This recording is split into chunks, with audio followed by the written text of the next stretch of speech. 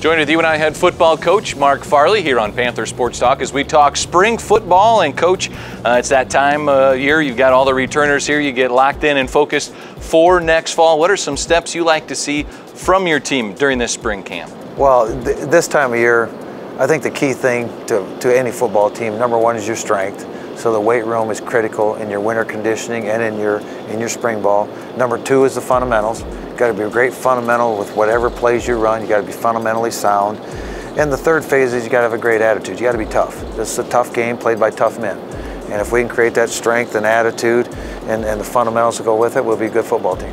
When you go through some of those fundamentals with each group, do you really get into some of the details of those? It's all about technique. If you come to one of our practices, what's probably unique at UNI is the amount of time we spend in individual work with your position coach. We'll spend upwards of 50 minutes just on footwork, just on vision, just on movement, trying to get the right body movements, along with, what you teach in the classroom. Do you see a lot of guys start to pick up some new leadership roles as you graduate an excellent senior class from last fall and now look for those next top leaders? I think that starts to evolve. I don't know if you say a leader is you designate a guy.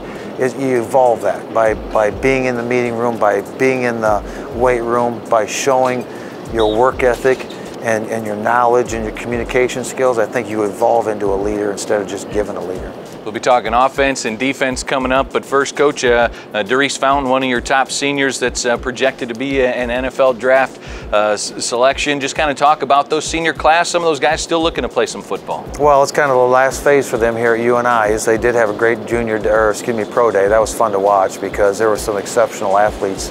And it's kind of harder than the banquet because you kind of see what's leaving when you see their pro day. But they have peaked their skill set going into the pro day. So you remember back, I know I remember back to the day I recruited them, when I'm watching on their pro day going, man, look how far they've come.